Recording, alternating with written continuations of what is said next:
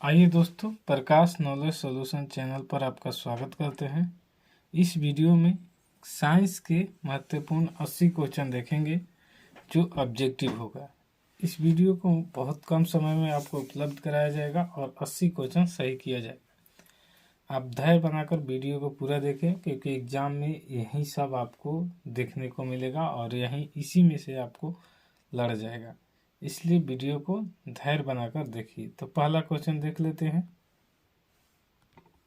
पहला क्वेश्चन कर रहा है कि किसी दर्पण की फोकस दूरी चिन्हों के परिपाटी के अनुसार ऋणात्मक मानी जाती है।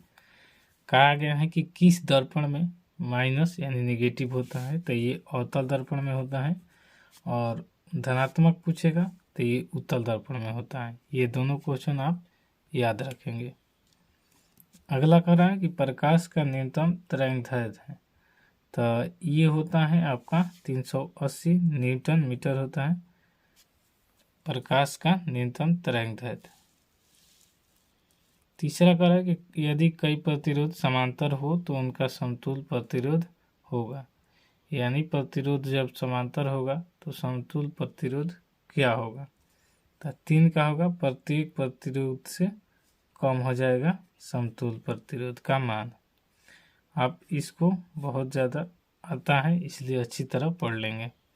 लघु पतन के समय परिपथ का प्रतिरोध होता है।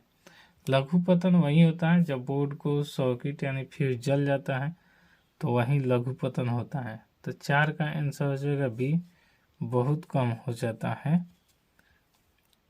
5 का है सौर ऊर्जा को सीधे विद्युत में बदलने की युक्ति को कहते हैं, तो 5 का आंसर हो जाएगा सौर सेल, यानी ऑप्शन नंबर सी हो जाएगा। 6 कह रहा है कि पवन चक्की का उपयोग ऊर्जा प्राप्त करने के लिए पवन की न्यूनतम वेग होनी चाहिए, यानी 6 नंबर का पूछा है कि न्यूनतम वेग कितनी होनी चाहिए, कम से कम तो 15 किलोमीटर पर घंटा होनी चाहिए। धातुओं के धारा वाहक होते हैं, तो धातु के धारा वाहक होते हैं मुक्त इलेक्ट्रॉन के, इसका भी बी आंसर हो जाएगा। दोस्तों, वीडियो पसंद आता है तो लाइक शेयर सब्सक्राइब कीजिए। कोई दिक्कत होता है तो कमेंट कीजिएगा। 8 नंबर का रहा है कि कौन सा रंग जिसे खतरे के सिग्नल का उपयोग किया जाता है, तो खतरा के लिए लाल रंग का उपयोग किया जाता है।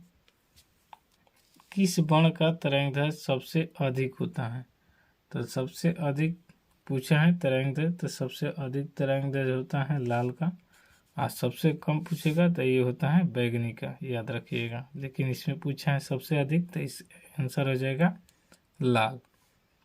10 नंबर कह रहा है कि टिंडल प्रभाव प्रकाश की कौन सी परिघटना है, तो ये प्रकाश के प्रकीर्णन की घटना है टिंडल प्रभाव, तो 10 का डी हो जाएगा।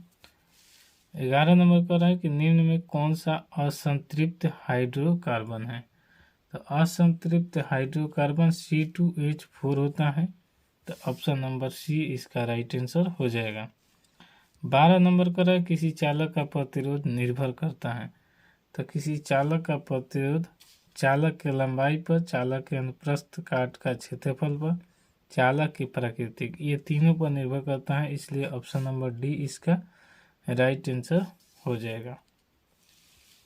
14 कह रहा है कि आममीटर को विद्युत परिपथ में कैसे जोड़ा जाता है, तो यहाँ पर कैसे जोड़ा जाता है, आममीटर पूछा है जो धारा के मापा जाता है, तो इसको आममीटर को जोड़ने के लिए हमें समांतर और श्रेणी क्रम पार्श्व क्रम लिखा है, तो इसे समांतर क्रम का नाम है, तो 13 का आंसर हो जाएगा ये श्रेणी क्रम में जोड़ा जाता है विद्युत परिपथ को।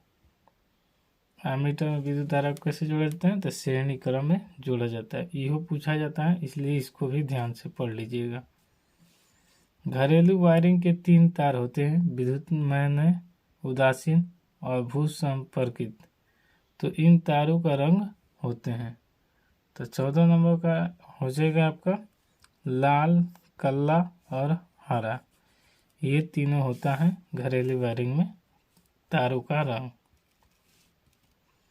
चुंबक के भीतर चुंबकीय क्षेत्र रेखाओं की दिशा होती हैं, तो 15 नंबर क्वेश्चन का आंसर हो जाएगा दक्षिणी ध्रुव से उत्तरी ध्रुव की ओर। भीतर की बात की है, चुंबक के उत्तर चुंबकीय क्षेत्र रेखा की दिशा होती है तो दक्षिण ध्रुव से उत्तर की ध्रुव की ओर। अगर ऐसे पूछेगा कि चुंबक की रेखा कैसे होती है तो उत्तर से दक्षिण की ओर होती है। 16 नंबर का है, जल विद्युत संयंत्र किस ऊर्जा को विद्युत ऊर्जा में रूपांतरित करता है? तो सोलर ऊर्जा वाला में जल विद्युत संयंत्र जो है ये स्थितिज ऊर्जा को विद्युत ऊर्जा में रूपांतरित करता है। रूपांतरित मतलब बदल देता है। नरौरा नाभिकीय विद्युत संयंत्र किस राज्य में है? तो नरौरा उत्तर प्रदेश राज्य में स्थित है। अगला क्वेश्चन कर रहा है, गोलीय दर्पण की वक्रता त्रिज्या 40 सेंटीमीटर हो तो फोकस दूरी होता है। ऐसे इसका फॉर्मूला होता है A = R/2, यानी R/2 होता है तो वक्रता त्रिज्या 40 है तो फोकस दूरी क्या हो जाएगा? यहाँ पर आप देख सकते हैं A = R/2, जहाँ A फोकस दूरी है, यहाँ पर फोकस दूरी है और R त्रिज्या है बटा 2, तो 40 यहाँ त्रिज्या है तो यहाँ 40 रखेंगे तो आपका आंसर क्या आ जाएगा? तो आ जाएगा 20 और यही आपका राइट आंसर हो जाएगा। अगला क्वेश्चन कर रहा है कि आवर्धन का ऋणात्मक मान बताता है। तो आवर्धन का ऋणात्मक मान तब होता है जब वस्तु के सापेक्ष प्रतिबिंब उल्टा होता है। 20 नंबर का है कि ऊर्जा के सभी रूप में अनंत स्रोत किसे माना जाता है? तब 20 का हो जाएगा C, यानी सूर्य जो है कभी इनका ऊर्जा खत्म नहीं होता है और इन्हें माना जाता है कि हाइड्रोजन और हीलियम का एक गोला है, लेकिन ऐसा नहीं है। हो भी सकता है तो इसका पूरा प्रमाण नहीं है। कोई अभी तक सूर्य के पास किसी ने पहुंचा नहीं है, इसलिए सूर्य को ये जल्दबाजी में मान लेना कि ये गोला है ये गलत है। हो सकता है वैज्ञानिक बाद में सिद्ध करे, लेकिन अभी तक ऐसा नहीं माना गया, इसीलिए इसे भविष्य में कभी ऊर्जा खत्म नहीं होता है और नहीं होगा, क्योंकि ये साक्षात देवता तुम्हें दिखाई देते हैं। प्रकाश तरंगे होती हैं। प्रकाश तरंगे पूछा गया है कि कैसे होती हैं? तो ये होती हैं विद्युत चुंबकीय तरंग होती है प्रकाश तरंग। 22 निम्नलिखित में कौन सा बुझा हुआ चूना है? तो 22 का आंसर हो जाएगा B, CaOH बुझा हुआ चूना का सूत्र है। चीनी का रासायनिक सूत्र क्या है? तो चीनी का रासायनिक सूत्र क्या होता है? तो ये होता है C12H22O11। यहाँ पर C12 चीनी का रासायनिक सूत्र जो पूछा है 23 का, तो आंसर हो जाएगा C12H22O11, ऑप्शन नंबर C में दिया हुआ है। चीनी का और एक ग्लूकोज का ये दोनों सूत्र पूछा जाता है, इसलिए चीनी का भी याद रखिएगा कि C12H22O11 सूत्र होता है और एग्जाम में बहुत अच्छा से इसको पूछा जाता है, इसलिए दोनों क्वेश्चन याद रख लीजिएगा। विद्युत फ्यूज काम करता है। तो विद्युत फ्यूज काम करता है धारा के ऊष्मीय प्रभाव पर काम करता है विद्युत फ्यूज।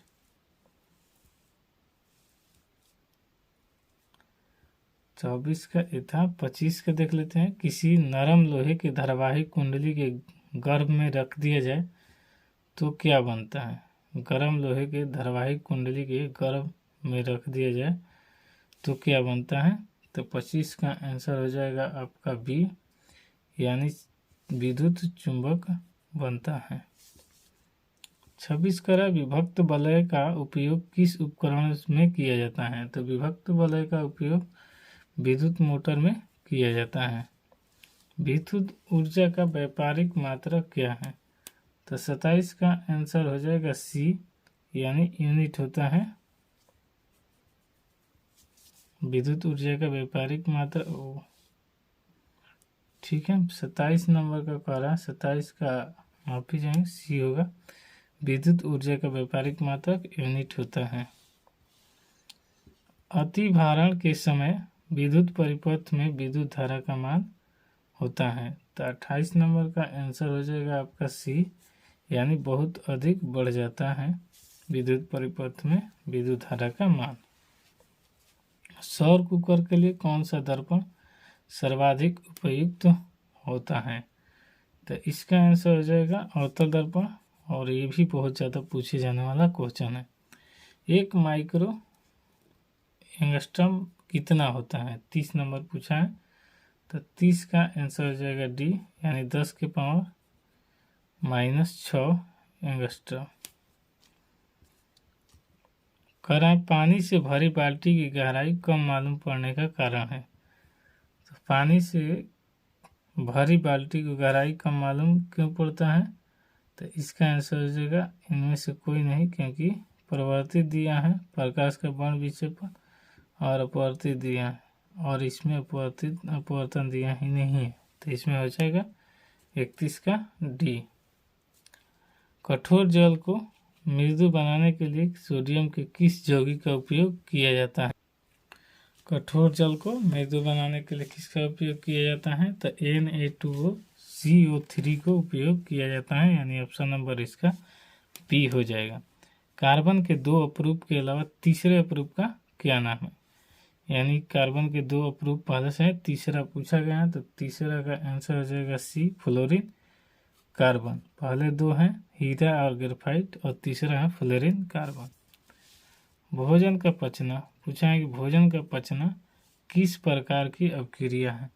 तो 34 का हो जाएगा सी, यानी वियोजन अपक्रिया है भोजन का पचना।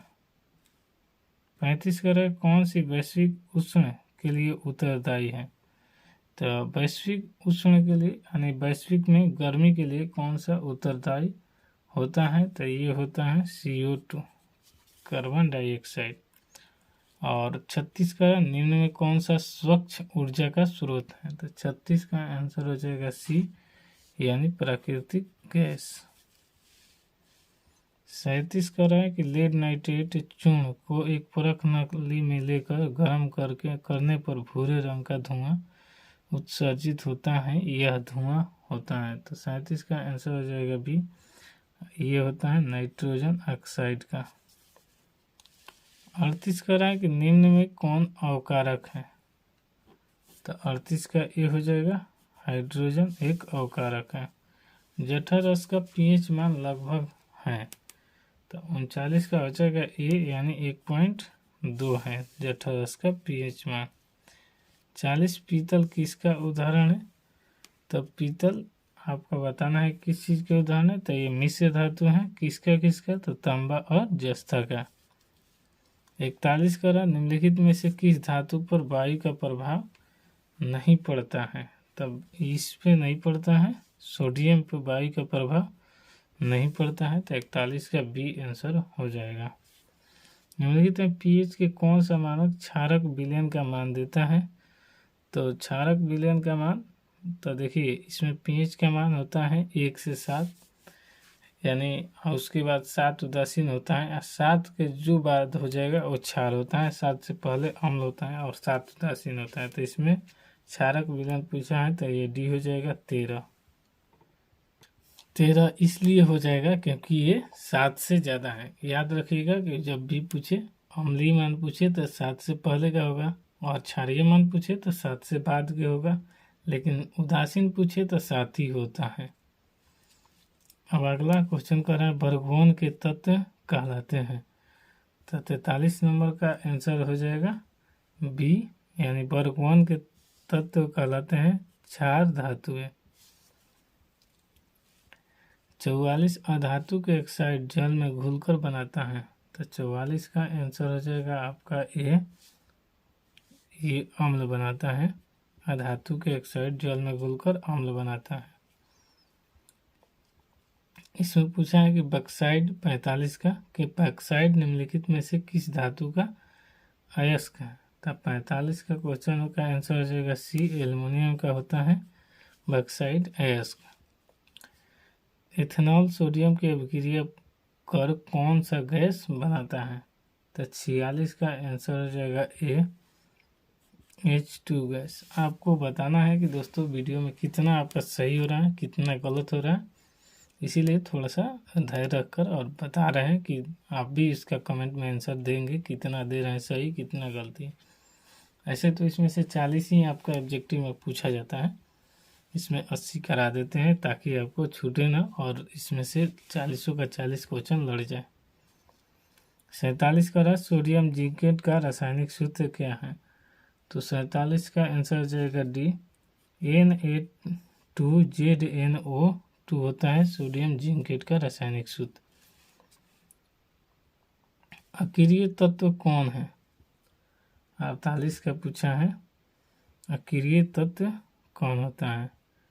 तो 48 का आंसर आपका हो जाएगा बी, हीलियम। अक्रिय तत्व वो होते हैं जिनके अंत में कोष्टक पूरा होता है, जैसे हीलियम, आर्गन, नेफ्रॉन, बहुत सारा है, तो ये सब होता है। और इसको याद रख लेना है कि पीरियडिक टेबल के लास्ट में होता है, जो 18 में होता है।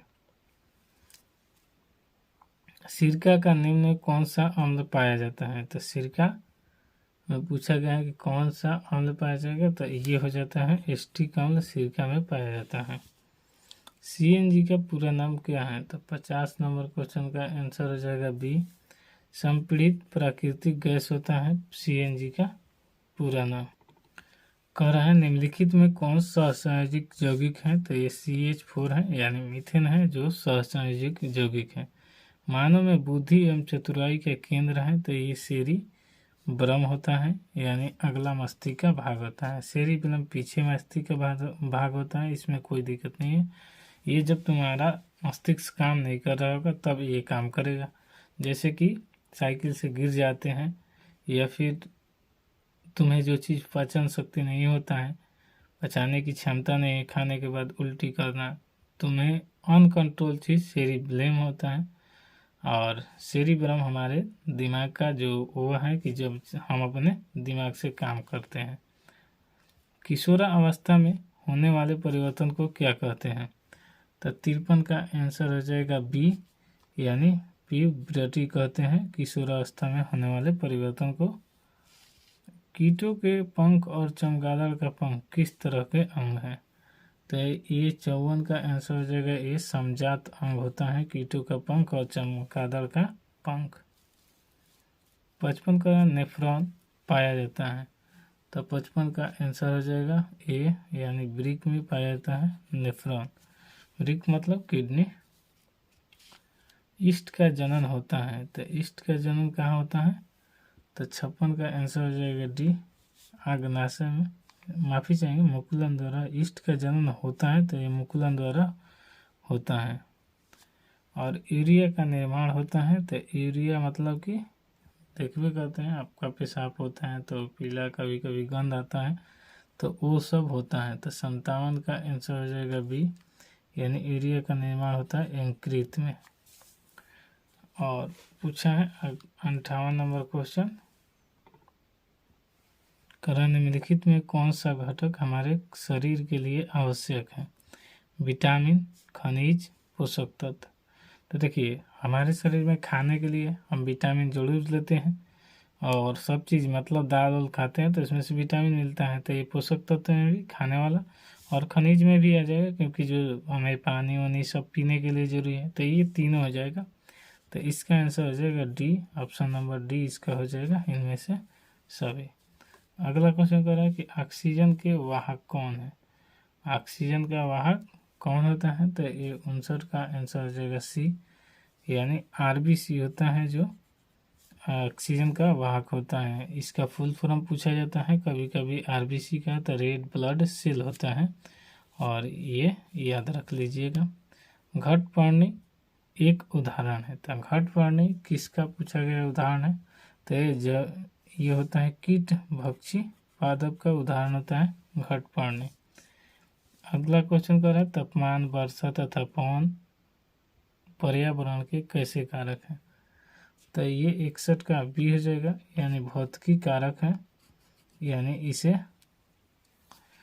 तापमान भी बहुत ज़्यादा गर्मी में होता है, वर्षा सावन में होता है, और पवन पर्यावरण के कैसे कारक है? तो जैसा हवा रहेगा, मतलब अगर तापमान ज़्यादा है तो हवा गर्म रहेगा, और वर्षा है तो हवा ठंडा होगा। ठीक है, अगला क्वेश्चन देखेंगे, कौन सी बीमारी श्वसन तंत्र से संबंधित है?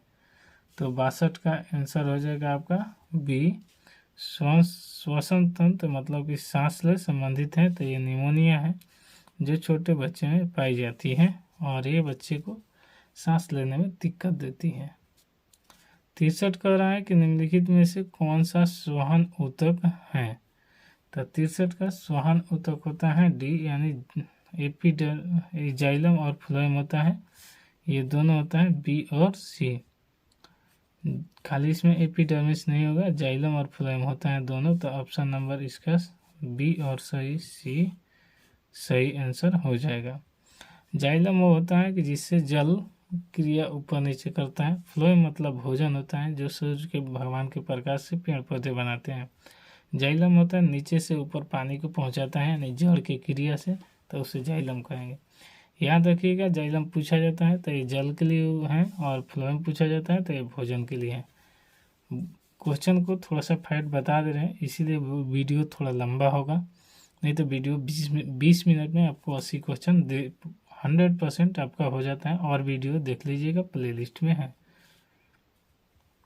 जैव विविधता का विशिष्ट स्थल है, कहा कि जैव विविधता का विशिष्ट स्थल है, तो 64 का आंसर हो जाएगा डी, यानी वन ही है जो जैव विविधता का विशिष्ट स्थल है। पादप हार्मोन साइटोकाइनिन सहायक है, तो ये 65 का आंसर हो जाएगा आपका डी, यानी इनमें से सभी। परोह के अग्रभाग की लंबाई की वृद्धि के लिए, तने की वृद्धि के लिए, पादप के प्रकाश के मोड़ने के लिए, इनमें से सभी के कारण है पादप हार्मोन। और पूछ रहा है मस्तिष्क का कौन सा भाग शरीर की स्थिति या संतुलन का अनुरक्षण करता है। तो 66 का आपका राइट आंसर हो जाएगा सी, अनुमस्तिष्क। प्रयोगशाला में संश्लेषित पहला कार्बनिक यौगिक है, तो ये बहुत ज़्यादा पूछा जाता है और ये एग्जाम का फेवरेट क्वेश्चन मान लीजिए, क्योंकि प्रयोगशाला में संश्लेषित पहला कार्बनिक यौगिक है यूरिया, तो इसका सूत्र होता है NH2, उसके बाद CO, उसके बाद स्पेस देने के बाद NH2, ये याद रख लीजिएगा। 68 नंबर पर है प्राकृतिक में ऑक्सीजन का संतुलन कैसे बना रहता है। तो 68 में कह रहा है कि प्रकृति का ऑक्सीजन कैसे बनता है, तो ये होता है आपका प्रकाश संश्लेषण क्रिया से, यानी जो पेड़ पौधे रहते हैं तो हमारा ऑक्सीजन के लिए बहुत सहायता करते हैं और ये सूर्य भगवान से रोशनी लेकर अपना भोजन बनाते हैं। ठीक है, अगला क्वेश्चन कर रहा है कि 69 और ऑक्सीजन का एक अणु में कितने परमाणु होते हैं। तो 69 नंबर का हो जाएगा सी, यानी 3 होते हैं और इसका रासायनिक सूत्र ऐसे लिखा जाता है O3, तो यही वाला पूछा गया है। कह रहा है हीमोग्लोबिन की कमी से क्या होता है। 70 नंबर क्वेश्चन कर रहा है हीमोग्लोबिन की कमी से क्या होता है, तो एनीमिया रोग होता है और हीमोग्लोबिन में रक्त की कमी हो जाती है। तो कभी कभी ऐसे भी पूछा है कि रक्त की कमी से क्या होता है, तो एनीमिया रोग हो जाता है। अगला क्वेश्चन कर रहा है रेजिन एवं गोंद कहाँ संचित रहता है। तो रेजिन एवं गोंद ये संचित होता है पुराने जाइलम में, यानी ऑप्शन नंबर डी इसका राइट आंसर हो जाएगा। 72 क्वेश्चन का निम्नलिखित में से किसे रक्त बैंक के नाम से जाना जाता है। तो 72 का आंसर हो जाएगा बी, यानी पीलिया को रक्त बैंक के नाम से जाना जाता है। और 73 कहते हैं कि हृदय के बेसमों का स्थिलीन कहलाता है, तो ये कहलाता है डायस्टोल। ऑप्शन नंबर बी इसका राइट आंसर हो जाएगा 73 का। 74 कह रहा है कि टेस्टोस्टेरोन स्रावित होता है, तो टेस्टोस्टेरोन स्रावित होता है वृषण में। वृषण ये मस्तिष्क में होता है, जब सेक्स कोई व्यक्ति करता है ना तो उनसे बीज पैदा होता है, तो उसी टेस्टोस्टेरोन हार्मोन कहा जाता है। 74 का हो गया ए आपका राइट आंसर। 75 का कह रहा है हमारे शरीर में विभिन्न जैविक कार्यों का नियंत्रण होता है, तो 75 का आंसर हो जाएगा सी, तंत्रिका एवं रसायन के दोनों के द्वारा होता है हमारे शरीर में विभिन्न जैविक का नियंत्रण। हमारे शरीर में पूछा गया सब चीज़ का नियंत्रण कैसे होता है, तो ये दोनों चीज़ होना चाहिए, तंत्रिका एवं रसायन का। ना ही तो बिना तंत्रिका के होगा और ना ही बिना रसायन के होगा, दोनों चीज़ होना जरूरी है। आप ऑप्शन के अकॉर्डिंग सी सही है। 76 कह रहा है कि कवक में पोषण की कौन सी विधि है, तो 76 का आंसर हो जाएगा सी, यानी मृत जीवी होता है। कवक में पोषण की कौन सी विधि होती है, तो मृत जीवी होती है। 77 पूछा है कि लसिका का रंग होता है, तो 77 का डी हो जाएगा, यानी हल्का पीला होता है लसिका का रंग। मेरु रज्जु कहाँ से मिलता है, 78 का पूछा गया, तो ये भी बी हो जाएगा, मेंडुला के। और ये भी कहाँ पाया जाता है, तो मस्तिष्क के पीछे वाला भाग में पाया जाता है। कह रहा है कि 79 निम्न में कौन सा संवेदग्राही नहीं है, मतलब संवेदग्राही नहीं है पूछा गया, तो इसमें मस्तिष्क जो है ये संवेदग्राही नहीं है। बीज विकसित होता है, आज का ये लास्ट क्वेश्चन है दोस्तों, तो बीज विकसित होता है बीजांड में। इस तरह पूरा 80 क्वेश्चन आपको कंप्लीट दिया गया है। वीडियो पसंद आता है तो लाइक शेयर सब्सक्राइब जरूर कीजिएगा, और कोई दिक्कत आता है तो कमेंट कीजिएगा, लेकिन ये भी बताइएगा कि आपका कितना सही हुआ और कितना गलत हुआ, ये कमेंट बॉक्स में ज़रूर लिख दीजिएगा, ताकि हमें अंदाज़ा चले कि आप कितना पढ़ाई में मस्त हैं और व्यस्त में। इसी के साथ मिलते हैं नेक्स्ट वीडियो में, तब तक के लिए धन्यवाद।